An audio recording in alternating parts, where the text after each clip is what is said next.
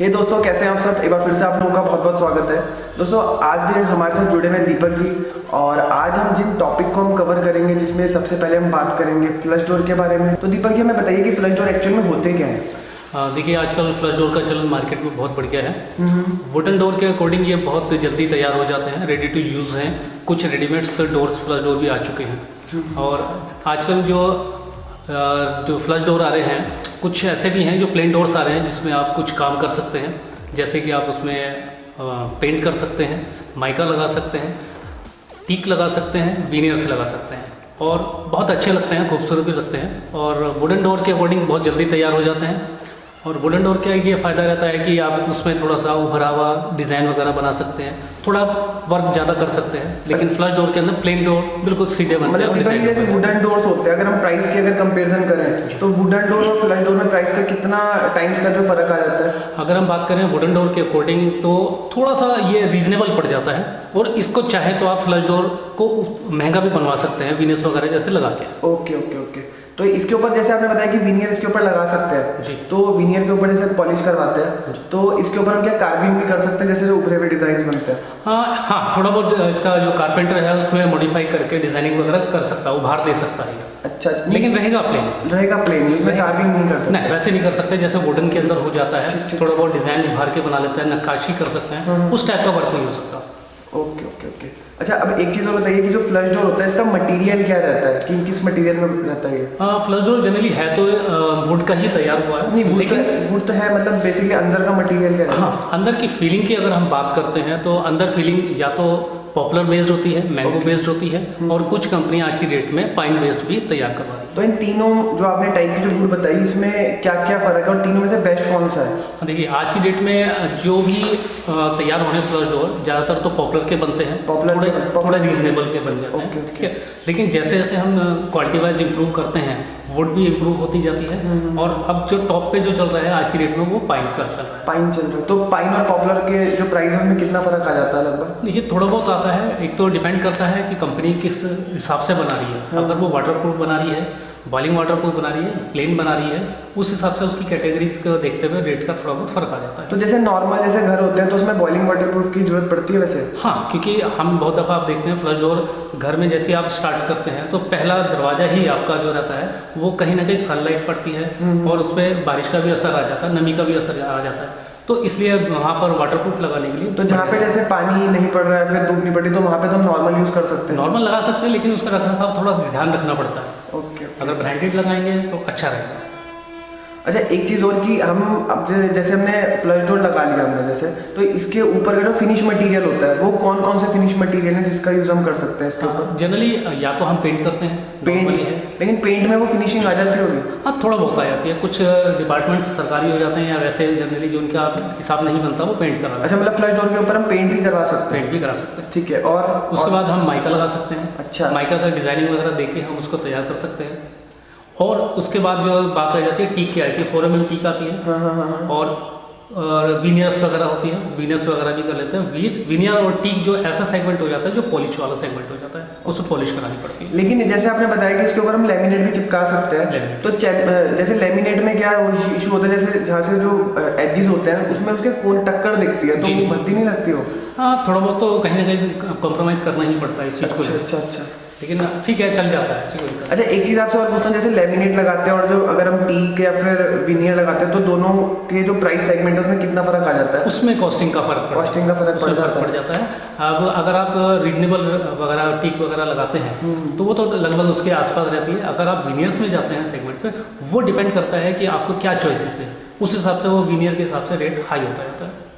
अच्छा दीपक जी, एक क्वेश्चन मैं आपसे और पूछना चाह रहा हूँ कि जैसे हमारा आपने फ्लश डोर बताया, इसके ऊपर हम MDF पेस्ट कर सकते हैं। हाँ, MDF पेस्ट हो जाती है, उसके ऊपर डीको वगैरह आराम से हो जाता है। अच्छा, इसके ऊपर डीको करवाना होता है।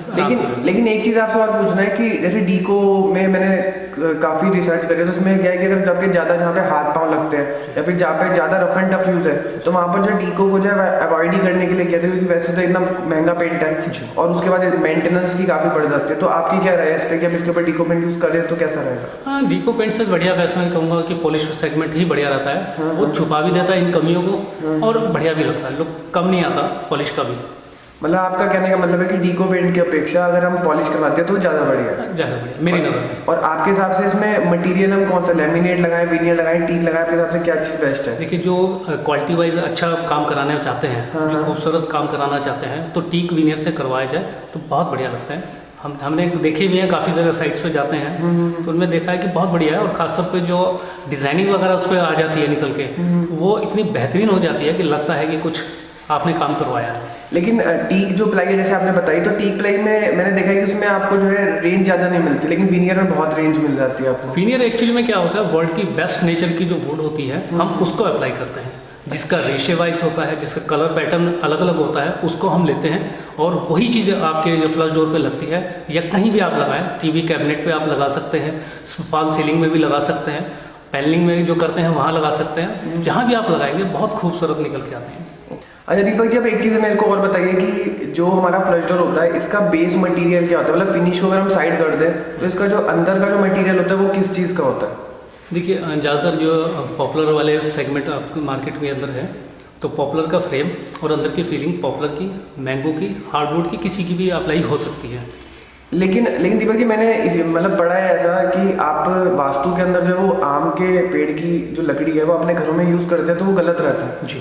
तो ये चीज़ कंपनियां नहीं समझती हैं जो मैंगो के ट्री को यूज़ करती हैं। एक्चुअली में उनका ये मोटिव रहता है कि आपको फ्लश डोर तैयार करके देना, वो मटेरियल कुछ भी दे सकता है वो, जो उसके रीच में हो, जो आराम से मिल रहा हो, जो रीजनेबल पड़ रहा हो, उनको तैयार करने से मतलब है। इन चीज़ों की तरफ शायद वो ध्यान नहीं करते। तो इसमें तो एक इशू तो और आ जाता है, अगर हम रेडीमेड अगर हम यूज़ बने बनाए लेते हैं तो हमें तो पता ही नहीं चलेगा अंदर क्या मटेरियल उन्होंने लगा रखा है। बिल्कुल ऐसा ही होता है और हम इस चीज़ के लिए पार्टियों को कहते भी हैं सब लोगों को कि जो भी आप मटेरियल ले रहे हैं थोड़ा अच्छी तरह देखभाल के लें, अच्छा मटेरियल लें। हम इसी की तरफ आपको गाइड भी करते हैं। अच्छा, इसमें ऐसा भी हो सकता है कि जैसे ऊपर जैसे टॉप सरफेस पे जो फिनिश होती है उसको हम जो है हम उनको कहेंगे हम खुद यूज़ लगवा लेंगे, आप खाली बेस मटेरियल दे दो अंदर का, ऐसा भी हो सकता है क्या? हाँ नहीं, ऐसा नहीं, क्योंकि मशीन मेड है वो जो है घर पे नहीं तैयार हो सकता। अच्छा, घर पे नहीं तैयार हो सकता, मशीन से वो तैयार होता है ना, तो वो चीज़ें घर पे सेटअप घर पे नहीं बन सकता वो। तो दीपक जी, अब बात करते हैं इसके प्राइस के बारे में। तो अगर हम लेमिनेट पेस्ट करते हैं, क्योंकि अंदर का मटेरियल तो सेम ही रहने वाला है, खाली फर्क पड़ेगा फिनिश का, अगर हम लेमिनेट पेस्ट करते हैं तो पर स्क्वायर फीट जो है कितने रुपये का खर्चा आ जाएगा फ्लश डोर में? देखिए, इसमें भी वेरिएशन है। अगर आप फ्लश डोर लेते हैं, आप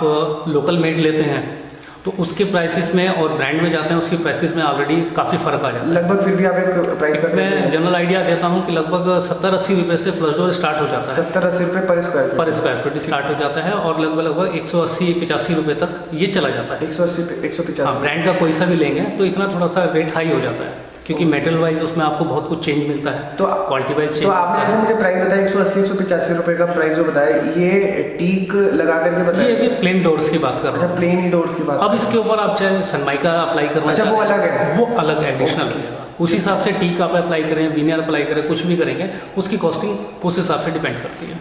तो अगर जैसे हम एक अच्छा एक विनियर का यूज़ करते हैं तो ओवरऑल हमें पूरा तैयार करके पॉलिश के साथ कितना हमें जो कॉस्ट पड़ जाएगा फ्लश डोर का? एक जनरल से हमने जो मार्केट सर्वे करा है उसके अंदर एक 8 से 10 हज़ार रुपये तक का ये डोर तैयार एक डोर पड़ जाता है अगर हम अच्छा विनियर यूज़ करते हैं उसका पॉलिश समेत। अच्छा। अच्छा दीपक जी, अब मेरे मन में एक क्वेश्चन और उठ रहा है, जैसे कि आपने बताया फ्लश डोर के जो प्राइसेस हैं वो 70-80 रुपीज़ पर स्क्वायर फीट से लेकर के 180 रुपीज़, मतलब इतना वेरिएशन है। तो अगर कोई बंदा 70-80 रुपये, उसका इतना बजट नहीं है, 70-80 रुपये यूज़ करता है और एक 180 रुपये, तो मतलब 110 रुपये वहाँ पे बच रहे हैं लगभग। तो इसमें क्वालिटी में भी कुछ फ़र्क आएगा या फिर कुछ नहीं आएगा? देखिए, क्वालिटी को लेकर तो बहुत कुछ फ़र्क आ जाता है। एक लोकल मेड जो इतना सस्ता बनाता है वो इसलिए बनाता है कि उसके प्राइस नीचे हो जाए, लेकिन एक ब्रांड जैसे जैसे आप ऊपर चलते जाएंगे उस हिसाब से आपको उसकी क्वालिटी में इंप्रूवमेंट मिलता जाएगा। तो इसकी लाइफ लगभग कितना दोनों में अगर हम कंपेयर करें तो? देखिए, अगर कोई चीज़ संभाल के रखनी है तो कोई चीज़ कभी भी कोई ख़राब नहीं होगी, लेकिन जब वो यूज़ के अंदर है तभी पता चलता है कि ब्रांड जो कोई चीज़ बना कर देता है वो क्वालिटी वाइज कितना बढ़िया होता है जब वो चलता है लॉन्ग लास्टिंग। और लुकिंग वाइज भी कुछ फ़र्क पड़ता है? देखिए, हर चीज़ के अंदर फ़र्क पड़ता है। जितना आप सस्ता जाएंगे उतनी क्वालिटी उसकी लो होती जाएगी, और जितना बढ़िया आप जाएंगे उसकी क्वालिटी दिखेगी, उसकी फिनिशिंग दिखेगी, उसका मटेरियल बढ़िया होगा, उसको वाटर प्रूफिंग बढ़िया होगी। मतलब ओवरऑल इतनी मेहनत कर रखी होती है उस प्रोडक्ट के लिए, तो तभी वो लॉन्ग लास्टिंग बनता है। तो ब्रांड्स, जैसे आपने बताया, ब्रांड्स कोई वारंटी वगैरह भी देते हैं क्या इनकी? बिल्कुल है, जो भी अच्छे ब्रांड में आप जाएंगे वो वारंटी भी देते हैं। डिपेंड करता है कि वो किस हिसाब से बना रहे हैं, कितनी वारंटी देते हैं। तो वारंटी लगभग कितने साल की तक की देते हैं कुछ idea? नॉर्मली स्टार्ट हो जाती है 5 साल से स्टार्ट हो जाती है और 10, 15, 20 साल तक चली जाती तो इनकी इसमें कोई टर्म्स एंड कंडीशन भी रहती है क्या? है। बिल्कुल बिना टर्म कंडीशन के कुछ भी नहीं होता। कोई भी आप वारंटी लेंगे उसके साथ कुछ ना कुछ उसके साथ बंधा होता है कि आपको कैसे यूज़ करना है, कहाँ पर यूज़ करना है, क्या क्या चीज़ें, उसका एटमॉस्फेयर कैसा होना चाहिए, उसी बेहाफ पे वो वारंटी अप्लाई होती है। तो अच्छा, एक चीज़ आपसे और पूछनी है कि जो फ्लश डोर्स होते हैं इसके ऊपर टर्माइट का कुछ इफेक्ट पड़ता है क्या? हाँ, ये अगर आप थोड़ा सा हल्के ग्रेड के अंदर जाते हैं तो टर्माइट का पूरा असर पड़ता है। अगर आप थोड़ा सा अच्छी क्वालिटी के अंदर जाएंगे तो टर्माइट रेजिस्टेंस होते जाते हैं सारी चीज़ें। वैसे तो क्या बोलते हैं, मेरे को इतना जहाँ तक पता है कि जहाँ मतलब जो मूवेबल आइटम होते हैं वहाँ पे टर्माइट का जो इतना इम्पैक्ट नहीं पड़ता, जो एक जगह फिक्स रहती है वहाँ पे टर्माइट अटैक करता है। बिल्कुल है, ये एक जनरल सर्वे के अंदर यही निकल के आता है कि टर्माइट का ज़्यादातर असर वहीं होता है कि जहाँ पर बिल्कुल स्टेबल है, मूवमेंट में नहीं है। दरवाजों में ये चीज़ें थोड़ी सी कम हो जाती हैं, लेकिन ऐसा नहीं है कि वो बच जाता है, ऐसा नहीं। अच्छा दीपक, जब एक चीज़ और बताइए, ये तो हमने सारी बातें तो कवर कर ली, अभी बताइए कि जो थिकनेस की जब बात आ जाती है तो हमें कितनी मिनिमम थिकनेस रखनी चाहिए और इसमें कितनी कितनी थिकनेस जो है वो आती है? जनरली मार्केट के अंदर 30 mm का जो है फ्लश डोर जनरली घर पे लगता है। उसके अलावा 32 है, 35 है और ऑन ऑर्डर 40 तक भी चलेगा। 40 तक भी आता है। तो जैसे आपने बताया नॉर्मल 30 यूज़ होता है, तो जैसे 32, 34 जी, तो ये जो साइजेस हैं ये किस कंडीशन में हमें यूज़ करने चाहिए? जनरली ऐसा होता है कि घरों के अंदर 30 इसलिए रखा जाता है कि उसके ऊपर आप कुछ ना कुछ अप्लाई करेंगे तो उसकी चौड़ाई जो है मोटाई बढ़ जाती है। ओके। और कहीं पर जहाँ पर आपको सिर्फ पेंट करना है या माइका वगैरह लगानी है वहाँ तक 32 भी चल जाता है। और ऑन डिमांड बहुत रेयर चांस के अंदर 35 और 40 चलता है। अच्छा, एक चीज़ आपसे और पूछनी, जैसे आजकल 8 फीट या फिर 9-10 फीट के दरवाजों का ट्रेंड है जी। तो जैसे हमारी दरवाजों की हाइट बढ़ गई है जी। तो इस केस में हमें उसकी थिकनेस भी बढ़ानी पड़ेगी क्या? नहीं, ऑलरेडी जो रिक्वायरमेंट फुलफिल करती हैं कंपनियां वो मार्केट को देख के ही करती हैं, चाहे वो दरवाज़ा छोटा है साइज़ में चाहे बड़ा है। और आज की डेट में आर्किटेक्ट्स जो रिक्वायरमेंट्स करते हैं वो 92+ ही कर रहे हैं। अच्छा। इससे कम नहीं कर रहे हैं, तो उसको देखते हुए उसकी 30+ ठीक रहता है। ओके। तो आप इसका फ्लश डोर का आप सैंपल दिखा सकते हैं क्या? बिल्कुल दिखाइए, इसको थोड़ा सा आप समझाइए भी इसमें करके। अच्छा, ये सैंपल है, ये सैंपल है। इसकी जो थिकनेस है अभी मेरे पास है वो 30 mm है। ओके। और 30+ रहती है दूसरी कंपनी के अकॉर्डिंग। अगर आप कभी चेक करें तो 31, 32 के बीच में रहती है। तो अगर मेरे को इजाज़त है तो इसको मैं ऑन वीडियो इसको मेजरमेंट कर सकता हूं? बिल्कुल। अब दोस्तों ये देखिए, इसकी जो थिकनेस है ये 30+ हमने मेज़र करी है। दिखाइए जी। ये ठीक है, इसकी तो थिकनेस 30 mm प्लस ओके रहती है। ओके। इसके मटेरियल के बारे में बताइए कि इसका क्या क्या मटेरियल लगा हुआ है, इसकी ये जो आउटर कोर है किस चीज़ की है, सारी चीज़ें आप बताइए। हाँ, जनरली जो मार्केट के अंदर अवेलेबल हैं बहुत अलग अलग टाइप के डिफरेंट टाइप के मटेरियल्स आते हैं। जो मेरे हाथ में सैंपल है इसके बारे में आपको थोड़ा सा बता देता हूँ। इसके एक जनरली एक फ्रेम बहुत ज़रूरी होता है किसी भी दरवाजे के लिए, चाहे वो फ्लश डोर है चाहे वो लकड़ी का है, किसी भी टाइप का, एनी टाइप ऑफ दरवाज़ा। तो इसके अंदर एक स्टैंडर्ड साइज़ का फ्रेम होता है। इस कंपनी ने यहाँ पर डबल फ्रेम दे रखा है। डबल फ्रेम होते ही इसकी एक तो चौड़ाई बढ़ जाती है और आपको जो सेंट्रल लॉकिंग करना है उसमें आपको फ़ायदा मिल जाता है। ओके। दूसरी साइड भी ऐसे ही कर रखा है, उसकी भी आपकी चौड़ाई बढ़ा दी है, डबल फ्रेम कर दिया है। किसी रीज़न से बहुत दफ़ा ऐसा होता है कि कट करना पड़ता है, तो अगर आप एक साइड से कट भी कर दें तो दूसरा फ्रेम है इजीली जहाँ पर आपके कब्जे वगैरह लग सकते हैं। ओके। और साथ साथ में यहाँ पर डबल कोर भी दे रखी है। डबल कोर इसलिए होती है जब आप यहाँ पर कट करते हैं सेंट्रल लॉकिंग करने के लिए तो आपको जब पेच वगैरह टाइट करने होते हैं तो आपकी कोर बहुत हल्की होती है, टूटने का खतरा है और लॉक संभाल नहीं पाएगी। डबल कोर होते ही उसके अंदर मजबूती और बढ़ जाती है। तो डबल फ्रेम, डबल कोर और साथ साथ में अंदर की फीलिंग भी फ्रेम के अकॉर्डिंग ही ऑस्ट्रेलियन पाइन से फीलिंग कर रखी है और बॉइलिंग वाटर प्रूफ सेगमेंट है ये वाला। अच्छा, तो एक चीज़ बताइए कि ये जो इतना आपने टेक्निकल चीज़ें बताई हैं जो कंपनी ने ध्यान रखा हुआ है, तो मतलब जो नॉर्मल जितने भी फ्लश डोर बनाते हैं सारी इन चीज़ों का ध्यान रखती हैं या फिर कुछ कंपनीज ही हैं जो इन चीज़ों का ध्यान में रखती हैं? बहुत सारी कंपनी ऐसी हैं जो वाटर प्रूफ का और फीलिंग का ध्यान रखती हैं। ओके। और कुछ कंपनी ऐसी हैं क्वालिटी कॉन्शियस होती हैं, वो इम्प्रूवमेंट करती हैं अपने इसमें कि क्या क्या इसके अंदर चीज़ें और होनी चाहिए ताकि ये लॉन्ग लास्टिंग बना रहे। अच्छा, आपने इसके मटेरियल के बारे में बताया, इसकी ये जो कोर है, ये आउटर कोर किस चीज़ के अंदर क्या मटेरियल है? इसके अंदर अलग अलग टाइप की कोर आती हैं। हाँ। सबसे ऊपर की जो आप देखते हैं इसे फेस बोलते हैं। ओके। फेस किसी भी चीज़ का हो सकता है, पॉपुलर का हो सकता है।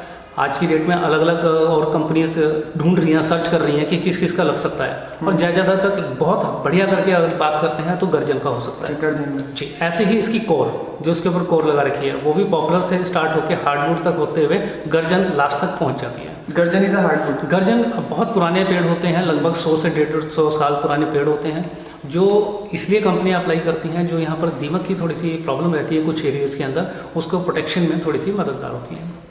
तो इसका जो इनर जो पोर्शन है ये जो है ये क्या मटेरियल है इसका? इसके अंदर जो फिलिंग रहती है अलग अलग टाइप की रहती है, कुछ उसकी करते हैं पॉपुलर की करते हैं, कुछ इसके अंदर हार्डवुड और अप्लाई कर लेते हैं, और आज की डेट में पाइन का चलन थोड़ा सा बढ़ गया है। तो अलग अलग देशों की पाइन है, कोई ऑस्ट्रेलिया की, कोई न्यूजीलैंड की, अलग अलग पाइन। तो इसमें जो यूज़ करी हो कहाँ की पाइन है? इस सैंपल के अंदर ऑस्ट्रेलियन पाइन यूज़ कर रखी है, साथ साथ में अंदर की फीलिंग भी ऑस्ट्रेलियन पाइन से ले रखी है। अच्छा, एक बात और बताइए दीपक जी कि बहुत सारी कंपनीज मैंने देखी है कि सैंपल तो कुछ और दिखाता है, एक्चुअल में कुछ और होता है। तो हम इस सैंपल को नोट कर लेंगे, अपने पास रख लेंगे और आपका जो माल आएगा उससे कंपेयर करेंगे जी। तो आपकी क्या रहेगी, उसमें कुछ फ़र्क तो नहीं निकलेगा? नहीं, जो मैं अपने बारे में बता रहा हूँ वो 100% वही चीज़ निकलेगी जो मैंने अभी आपको बताई है। Okay okay. तो दोस्तों मैं आपको बता देता हूँ कि भैया ने जितनी भी इन्फॉर्मेशन दी है आपके लोगों के साथ, आपकी अवेयरनेस को बढ़ाने के लिए इनके साथ मैंने ये डिस्कशन रखा था। और भैया जो है लीजेंड कंपनी से हैं और इनका माल भी, इनका जो माल है वो हम अपनी साइट पे काफ़ी सारी जगह जो यूज़ करते भी हैं। और बाकी सारी चीज़ें आप देखिए, परखिए और आपको बेस्ट लगता है तो आप यूज़ करिए, क्योंकि ये कोई भी स्पॉन्सर वीडियो नहीं है, वो आपकी सारी समझ के ऊपर है कि आपको कौन सी कंपनी का यूज़ करना है। तो दोस्तों अगर आपको कोई भी क्वेश्चन पूछना है तो दीपक भैया का नंबर मैं आपको नीचे डिस्क्रिप्शन बॉक्स में दे दूंगा। और लीजेंड कंपनी का अगर किसी को अगर माल लेना है तो आप इसका जो माल है वो कहाँ इंडिया में प्रोवाइड करवा सकते हैं? सब मेट्रोपॉलिटन सिटीज़ के अंदर ये अवेलेबल है, जितनी मेरी नॉलेज में है। कुछ एरियाज ऐसे हैं जो डेवलप कर रहे हैं हम, जहाँ पर माल अभी तक नहीं जा रहा है, वहाँ भी हम सोच रहे हैं बहुत जल्दी स्टार्ट हो जाए। अच्छा, एक चीज़ और दीपक जी कि मेरे साथ मेरी जितनी भी युवा फैमिली है, अगर ये आपको कॉल करते हैं तो इनको स्पेशल डिस्काउंट मिलना चाहिए। अगर इनको मार्केट रेट आपने जो प्राइस दिया मार्केट में उससे कम मिला तो इसके लिए मैं आपके कान पकड़ूंगा, ध्यान रखना। सर ऐसा होता है कि हर जगह का वेरिएशन थोड़ा बहुत जरूर रहता है मार्केट के अकॉर्डिंग। नहीं, थोड़ा बहुत वेरिएशन थोड़ा बहुत रहता है। लेकिन अगर आपके थ्रू अगर कोई जाता है और अगर मेरे को किसी बंदे ने अगर कंप्लेन करी कि आपको जो है प्राइस जो है वहाँ पे कम मिल गया तो ये चीज़ गलत होगी, ये चीज़ आप ध्यान रखिए, ठीक है? बिल्कुल है, सेम क्वालिटी के लिए आपको ज़्यादा फर्क नहीं दिखाई देगा। हाँ, तो वीडियो देखने के लिए बहुत बहुत धन्यवाद। अगर आपको हमारी वीडियो अच्छी लगी तो इसे लाइक कर सकते हो और अगर आपको कोई भी क्वेश्चन इस टॉपिक के रिलेटेड तो आप नीचे कमेंट बॉक्स में पूछ सकते हैं। तब तक के लिए जय हिंद, वंदे मातरम।